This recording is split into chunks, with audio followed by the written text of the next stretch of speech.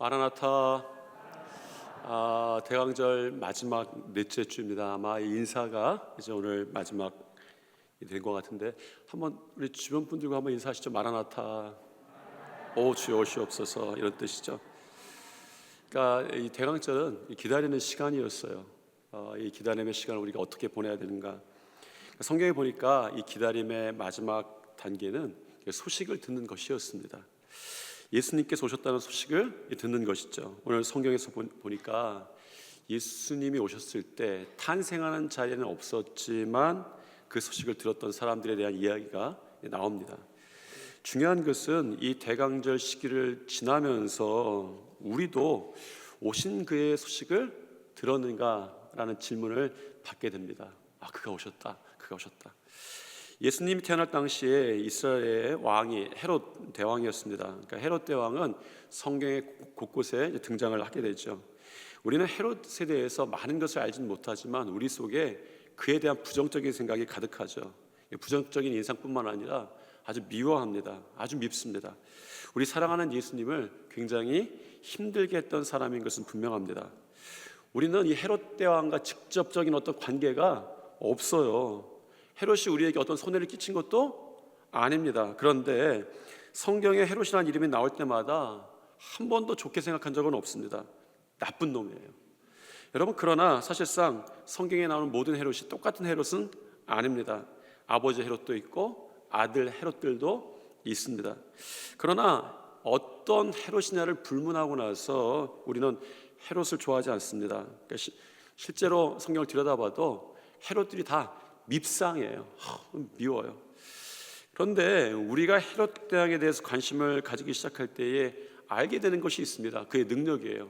헤롯은 이스라엘의 족속도 아니고 민족이 아니었는데 이스라엘의 왕이 됩니다. 그가 얼마나 대단한 정치력을 가졌는지 짐작하게 하는 대목인 거죠. 마치 이런 거예요. 제가 미국의 대통령이 된다든가, 제가 어디 아르헨티나의 대통령이 된다든가, 전혀 일어날 가능성이 없어서 아멘도 하실 필요가 없죠, 그죠?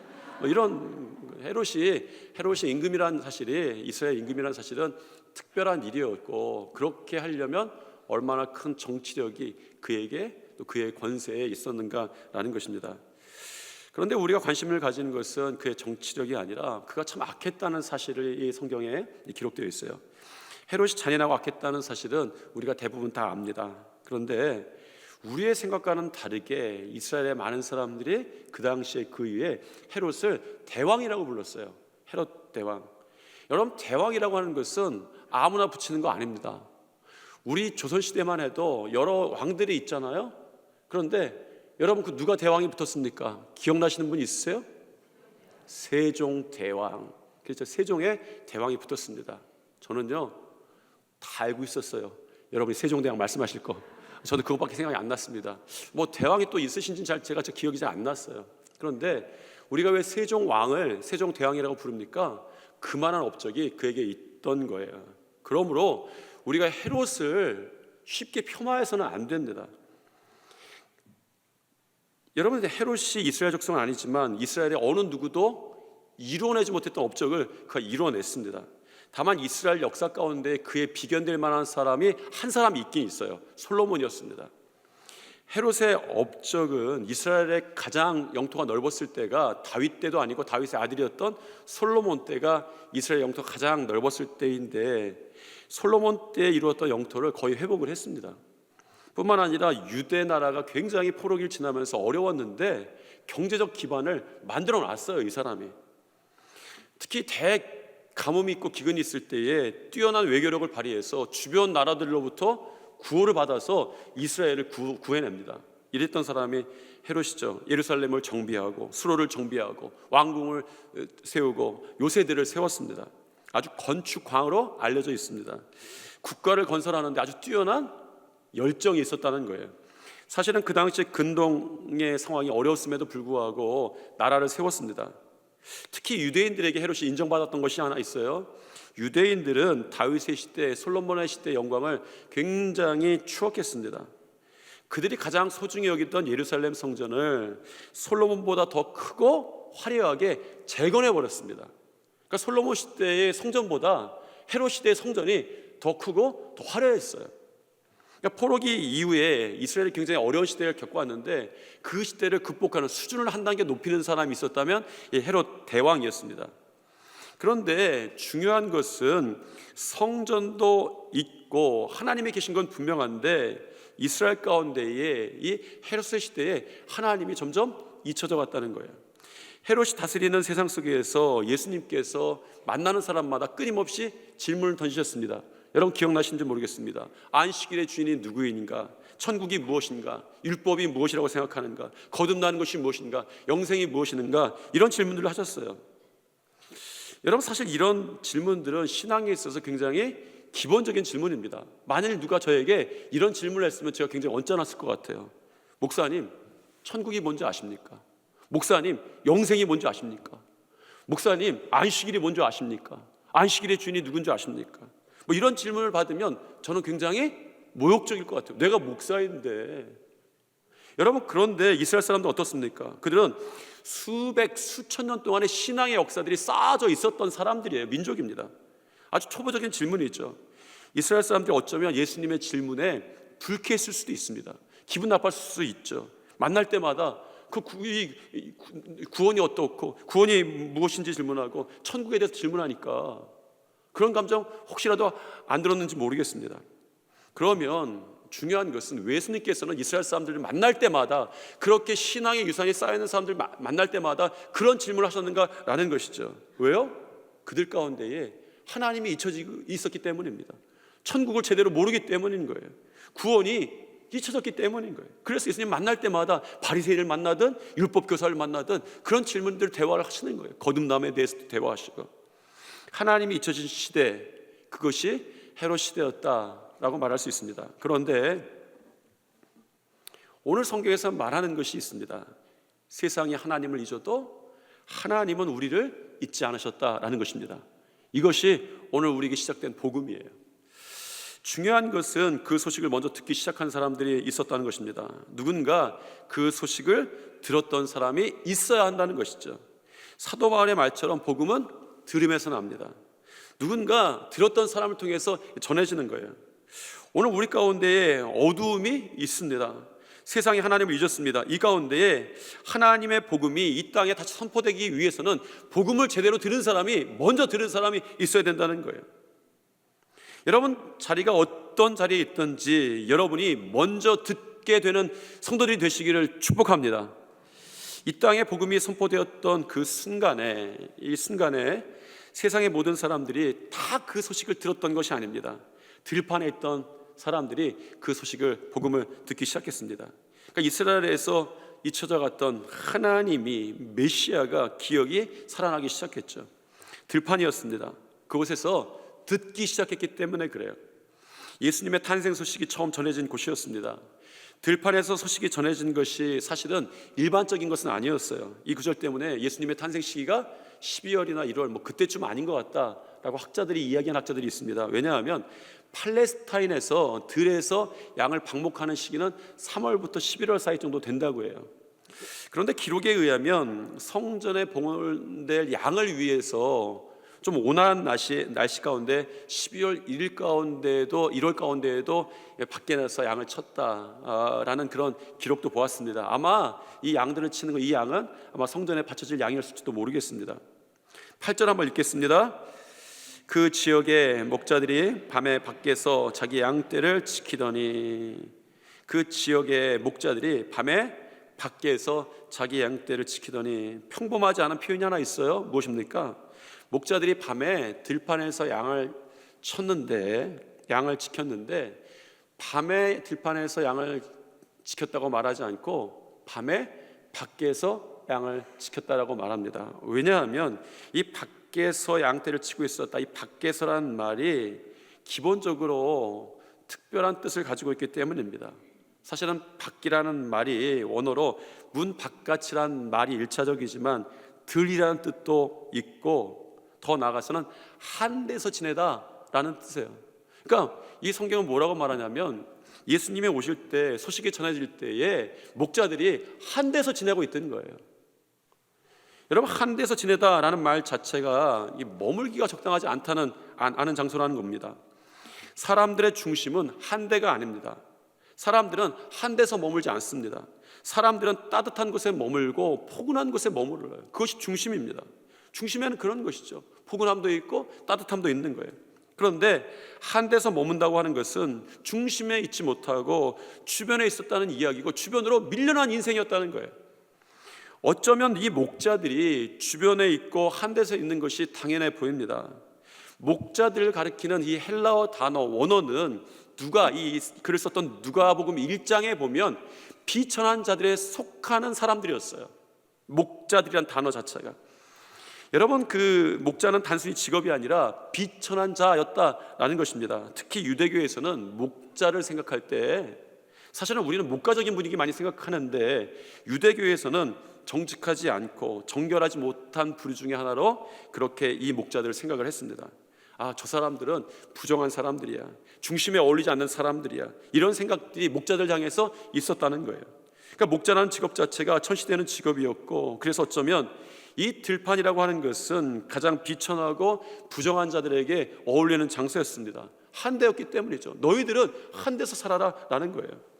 들판은 또한 전혀 놀라운 일이 벌어질 장소는 아닙니다. 왜 그렇습니까? 우리에게 놀라운 일들은 그런 장소에서 벌어지는 것은 아니죠. 왜냐하면 그런 장소에서 놀라운 일이 벌어질 것, 정말 능력의 일이 벌어질 것, 귀한 일이 벌어질 것이라고 한다면 그런 장소를 사람들이 벌써 귀중하게 여겼겠죠. 땅값 올랐겠죠. 거기에 정말 괜찮은 사람들이 살았겠죠. 사람들이 거기를 한 데라고 밖이라고 말 안 했겠죠. 한 데서 지내다. 여러분, 날씨만 춥습니까? 아니죠. 사람들 마음을 춥게 하는 것이 이 들판일 수 있습니다. 우리의 인생을 춥게 하는 것이 들판일 수 있어요. 여러분의 인생 가운데에 몸이 추울 수 있습니다. 여러분 인생의 마음이 추울 수 있습니다. 어떤 일 때문에 어떤 정말 추워지는 일이 있을 수 있어요. 그래서 여러분들이 결국 여러분들이 있는 장소가 한 데일 수 있습니다. 몸과 마음의 한 데가 바로 이 성경에서는 들판이었고, 어쩌면 이것은 목자들의 모습은 오늘 우리의 삶의 모습일 수도 있습니다. 그런데 거기서 놀라운 일이 벌어졌어요. 예수님의 탄생하셨다는 소식이 이 천사들 통해서 전해진 것입니다. 9절부터 이 사건을 소개하는데 읽겠습니다. 주의 사자가 곁에 서고 주의 영광이 그들을 두루 비추매 크게 무서워하는지라. 목자들이 자신들의 일을 하고 있었어요. 메시아를 초청하는 어떤 특별한 의식이 있었던 거 아니고 다만 양을 치고 있었습니다. 그런데 놀랍게도 주의 사자, 천사가 곁에 섰다라고 말하죠. 곁에 섰다라는 단어의 의미는 이렇게 바꿀 수도 있습니다. 가까이 오셨다라는 거예요. 저는 언젠가 우리가 지금 사용하는 성경이 다시 한번 개정되고 번역될 때 이 번역을 가까이 오셨다라고 번역하는 것이 맞다고 생각합니다. 왜? 이것이 복음이기 때문입니다. 복음은 우리가 복음을 찾아가는 것이 아니라 복음이 우리에게 찾아왔어요. 우리가 복음 앞에 선 것이 아니라 복음이 우리 앞에 세워졌습니다. 들판은 주변에 있는 곳이죠. 들판은 밀려난 곳입니다. 사람들은 중심에서 무언가를 일어나길 원합니다. 베데스다 연못가에서 38년 된 병자가 베데스다의 중심으로 들어가고자 했던 이유가 뭡니까? 베데스다의 중심에는요 무언가 일어났던 거예요. 그런데 항상 주변에 있으니까 주변의 인생이 너무나도 힘든 거죠. 밀려났다고 생각합니다. 사람들이 한 사람도 나를 도와주는 사람이 없습니다. 그러는 데가 주변이었습니다. 그런데 이 주변에서는 무언가 기대할 수 없었죠. 그런데 그들이 밀려났던 곳에 주변에 천사가 복음이 가까이 오셨다라고 성경은 전합니다. 이게 복음의 특성이에요. 복음의 은혜입니다. 복음이 가까이 오셨다. 우리가 예수 그리스도의 오심을 기다립니다. 예수 그리스도는 이미 탄생하셨습니다. 그러나 여러분들 삶의 각자 자리에서 어떤 모습으로든지 주의 영광이 임하기를 바랍니다. 그런데 이것은 여러분들이 찾아간 것이 아니라 그렇게 오시는 거예요. 여러분에게 주님의 영광이, 주님의 오심이 임하시기를 축복합니다. 들판은 비천한 자리였지만 기쁜 소식이 가까이 오셨어요. 우리는 인생 가운데 그런 경험들을 참 많이 합니다. 우리가 기대하지 못했는데 기대하지 못했던 그 자리에서 복음을 만났어요. 내가 이 자리에서 기쁜 소식을 만났다. 여러분 자리를 한번 돌아보십시오. 여러분의 자리가 지금 어떻습니까? 지금 여러분 어디에 계십니까? 어쩌면 그런 생각을 했어요. 우리 성도들 가운데에 어떤 모습이든 들판이나 광야나 폭풍 가운데 있을 수 있다. 다 똑같습니다. 우리가 비천하다는 것을 어떻게 알 수 있습니까? 비천한 데 처했다. 문 밖에 있으면, 들판에 있으면, 한 대 있으면 어느새 우리의 어떤 부분이 비천함을 인해서 우리가 주변에 있는 거예요. 제가 학교를 떠나서 교회에 오기 전에 번역에 참여했던 적이 있습니다. 그때는 책으로 안 나왔는데 제가 목회를 나오고 나서 번역이 다 됐다고 제가 책을 받았어요. 그러니까 번역을 일부분 했는데 원고료로 책을 받았습니다. 기대하지 않았는데 받아서 너무 좋았어요. 얼마나 좋았냐면 여러분 그냥 돈 주고 살려면 5권짜리인데 20만 원이에요. 여러분 안 놀라세요? 5권에 20만 원이니까 두툼합니다. 그러니까 서재에 제가 여러분 제 서재를 방문하시면 서재에 이렇게 5권 두툼한 것이 5권 꽂혀 있어요. 얼마나 제가 교양 있어 보이고 좋아 보이는지 그 책이 정말 감사합니다. 이 책이 어떤 책이냐면 한국말로 처음 번역된 웨슬리 저널이에요. 웨슬리 일기입니다. 웨슬리 설교는 이미 많이 번역이 돼 있어요. 그런데 웨슬리가 그동안 수년 동안 평생이죠 썼던 짧게 썼던 웨슬리 저널 일기는 번역이 안 됐었어요. 내용을 다시 한번 살펴보니까 이런 이야기들이 있습니다. 제가 웨슬리 일기인데 잠깐 좀 소개시켜 드릴게요. 1738년 6월 3일 적들의 맹렬한 공격과 유혹을 기도로 물리쳤다. 1742년 4월 4일 수시로 기도를 하였고 간구한 것을 얻었다. 1739년 2월 9일 비참한 처지에 놓인 어린이를 위해 부모가 기도를 부탁하자 몇 명의 동지들과 함께 기도하여 치유하였다. 1738년 3월 8일 칼이 파고드는 것 같은 고통을 느끼는 여인을 기도로 치유하다. 1739년 4월 17일 말씀을 증거하는 도중에 한 여인이 죽은 사람처럼 큰 소리로 울부짖다. 그 외 많은 사람들이 기도하자 그녀가 치유를 받았다. 1739년 9월 28일 기도를 받자마자 정신이 산란한 심각한 증상이 사라졌다. 1739년 10월 12일 마귀에게 만신창이가 된 여인이 기도를 받고 치유되었고 하나님의 참된 자녀가 되었다. 제가 부분만 소개시켜 드렸지만 여기에 있는 이 사람들, 웨슬리가 만났던 이 사람들은 각자 그들의 삶의 자리는 다 달랐습니다. 그런데 그들의 있었던 자리를 한마디로 표현하면 그들이 한 데서 있었던 인생인 거예요. 육신의 문제로 인해서, 정신의 문제로 인해서, 인생의 문제로 인해서, 마음의 고난의 문제로 인해서, 귀신의 역사의 문제로 인해서 다들 한 데 있었고 들판에 있었던 사람들이에요. 그런데 그 당시에 인생의 들판에서 한 데서 신음하던 사람들에게 전혀 기대할 수 없는 인생 가운데에 기적이, 은혜가 찾아온 거예요. 가까이 온 거예요. 저는 우리 성도를 축복하는 것이 그것입니다. 여러분이 어떤 마음의 문제든 건강의 문제든 어떤 직업의 문제든 사업의 문제든 가정의 문제든 어떤 한 부분에 한 대가 있어서 들판에 있는 것 같이 느껴진다면 이 복음이 여러분들에게 찾아오시기를 축원합니다. 가까이 온 거예요. 복음이었습니다. 마치 목자들에게 복음이 찾아왔던 것처럼 복음이 그들에게 찾아왔어요. 복음이 곁에 섰습니다. 예수 그리스도가 가까이 오셨어요. 이것이 복음이었습니다. 복음이 그들을 찾아왔을 뿐만 아니라 세상에서 그들은 가장 완벽한 복음을 듣게 돼요. 저는 여러분들이 이 성탄절에 가장 완벽한 복음, 가장 온전한 복음을 듣게 되기를 또한 축복합니다. 우리가 주의해야 될 게 있습니다.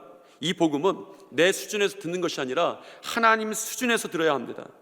우리의 수준을 세상에 맞추곤 하는데 세상에 맞추는 것이 아니라 내 생각과 사상에 맞추는데 그것이 아니라 하나님께 맞춰야 합니다.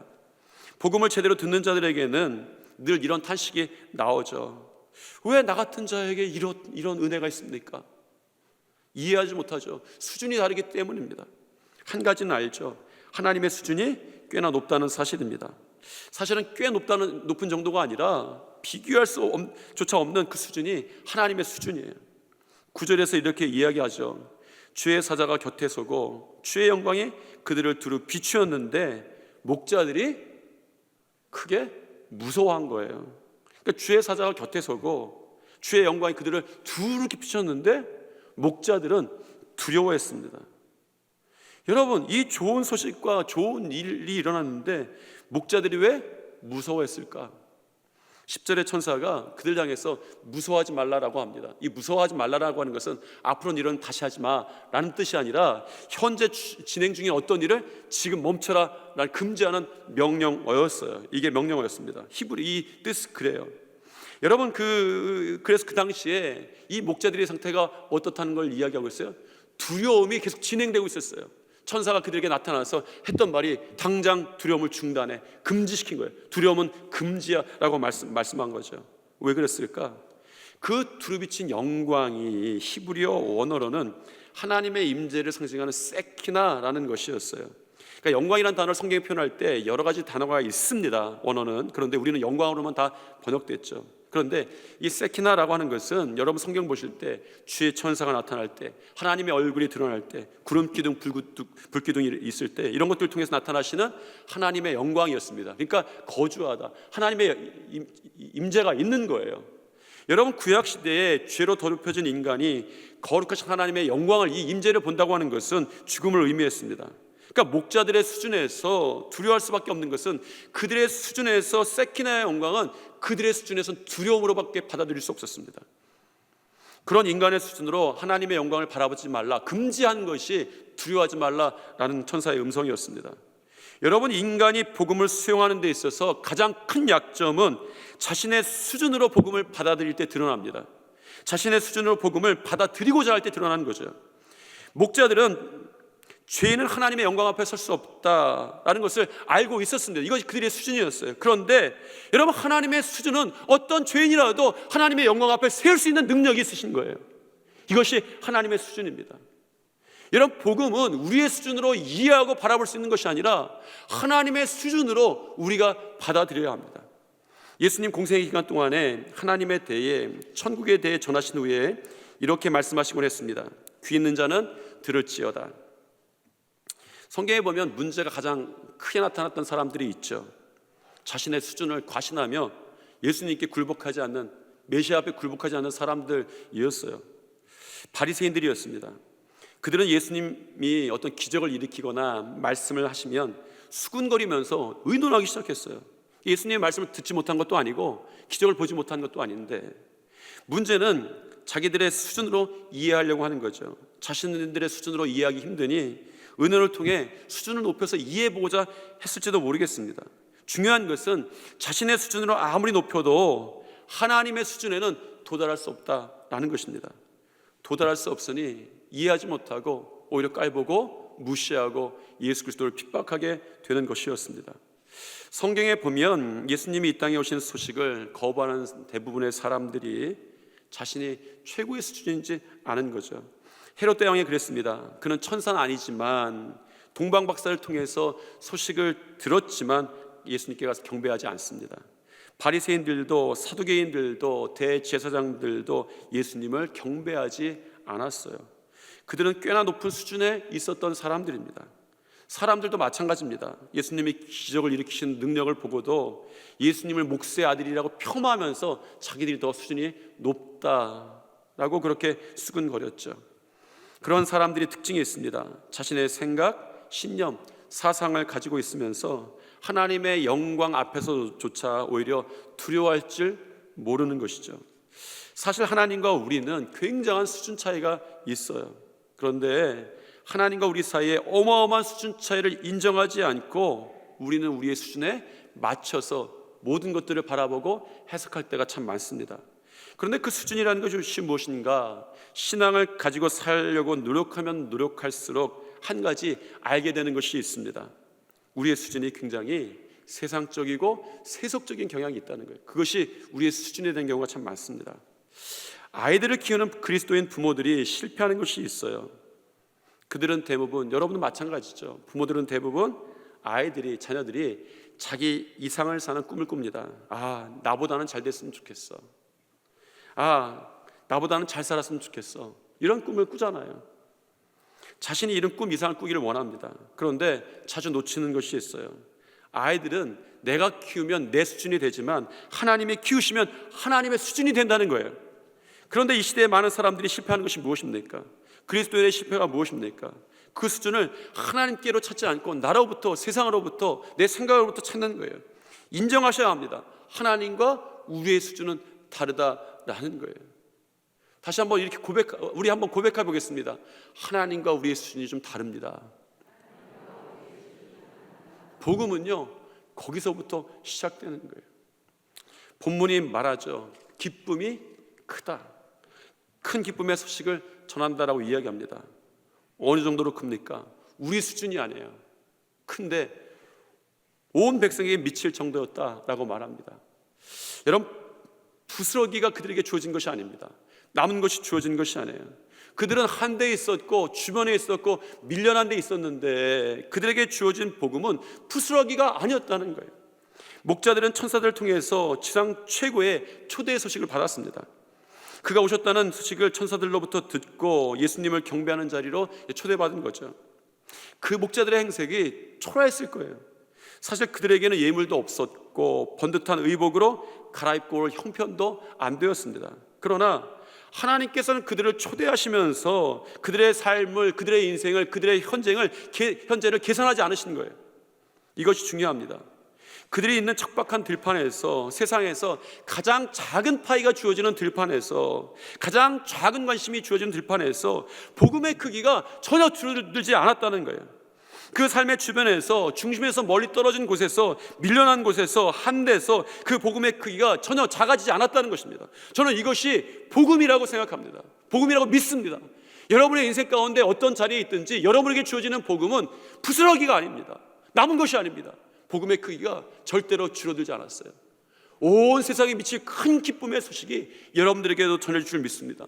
저는 여러분에게 그랬으면 좋겠어요. 이제 성탄절입니다. 예수 그리스도의 복음의 소식이 전해집니다. 이 소식이 여러분들에게 임할 때에 그 소식이 여러분에게 임한 이 소식이 온 세상에도 전해지는, 온 세상에 미칠 큰 기쁨이 저 사람을 통해 나타났네 라고 시작되시기를 다시 한번 축복합니다. 목자들에게 온전히 주셨어요. 여러분, 천사가 목자들에게 예수님을 어떻게 소개합니까? 사람들은 누군가를 소개할 때에 다 소개하는 거 아니에요. 전부 소개하는 거 아닙니다. 주로 필요한 부분만 소개하죠. 학교에 가서는 내가 누구의 아버지라고 소개를 하죠. 사업장에 가서는 내가 어떤 회사에 어떤 직무를 감당하고 있습니다 소개하겠죠. 축구를 하는 데 가서는 내가 어떤 포지션입니다 소개하겠죠. 그런데 목자들은 예수님에 대해서 이렇게 소개를 받습니다. 굉장히 중요한 구절이에요. 11절 말씀입니다. 읽겠습니다. 오늘 다윗의 동네에 너희를 위하여 구주가 나셨으니 곧 그리스도 주시니라. 오늘 다윗의 동네에 너희를 위하여 구주가 나셨으니 곧 그리스도 주시니라. 구주, 그리스도, 주. 여러분이 이 말씀을 어떻게 읽으셨는지 모르겠지만 이 세 단어를 표현하는 것이 있습니다. 메시아를 표현하는 가장 완벽한 삼중적인 표현이에요. 이 표현 자체가. 여러분, 구주, 그리스도, 주, 우리를 구원하신 주님, 그리스도, 우리의 주인 되심, 이 고백이 메시아의 완전한 복음이었습니다.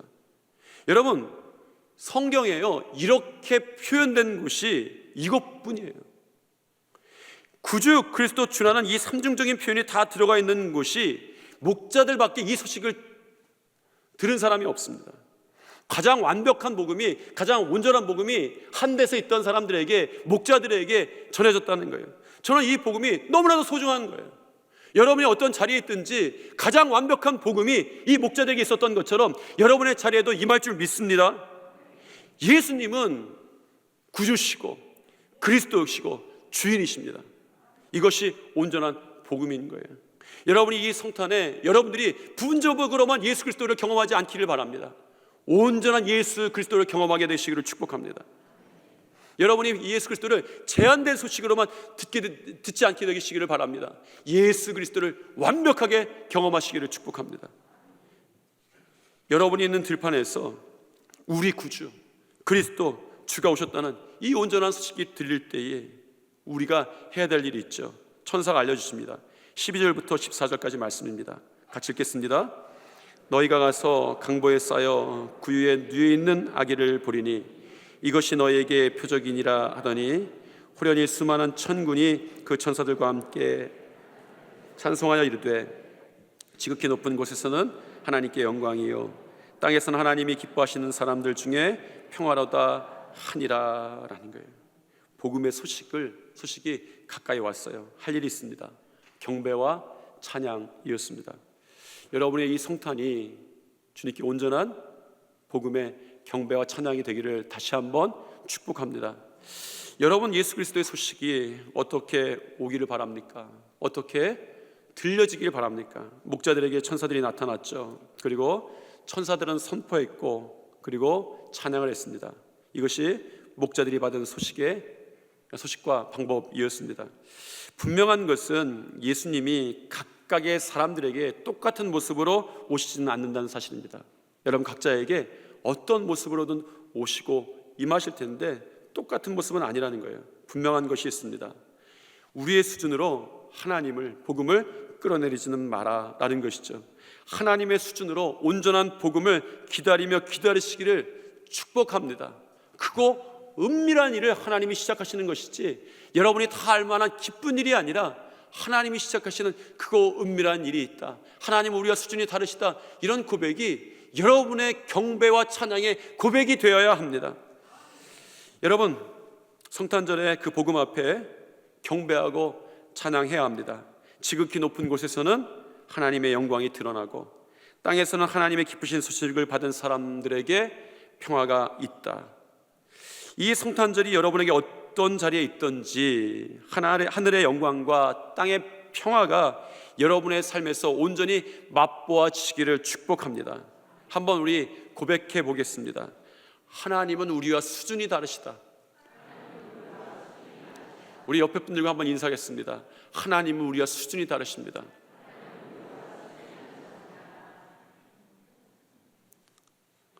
다시 한번 하겠습니다. 담임 목사는 여러분과 수준이 다르다. 이거 안따 잘하셨어요. 이런 거는 가짜예요. 여러분, 이런 건 다 이단입니다. 그렇죠? 오직 우리가 수준이 정말 우리가 상상할 수 없는 그거 은밀한 이 영역에 계신 수준은 하나님이신 거예요. 그 복음 앞에 서게 되는 것이죠. 우리 교육이 잘 돼 있어서, 신앙이 잘 돼 있어서 참 좋습니다. 다시 한번 따라하겠습니다. 담임 목사와 여러분 수준이 다르다. 아니죠. 하나님은 우리와 수준이 다르시다. 그 수준이 다르신 하나님의 복음이 여러분 가운데, 이 성탄 절기 가운데 여러분에게 임하실 줄 믿습니다. 말씀대로 이루어질 줄 믿습니다. 여러분의 자리가 어떤 자리이든 그 자리가 한 데서 그 복음을, 온전한 복음을, 구주 그리스도 주의 복음을 듣게 되실 줄 믿습니다. 사랑과 은혜가 충만하신 하나님, 우리 성도들의 삶의 자리가 어떠한 자리에 있든지 그것이 밖이든 한대이든 들판이든 그들의 마음이든 육신이든 그들의 가정이든 그들의 생활의 터전이든 주님의 복음의 소식이 임하여 주시되 온전한 복음으로 임하여 주시옵소서.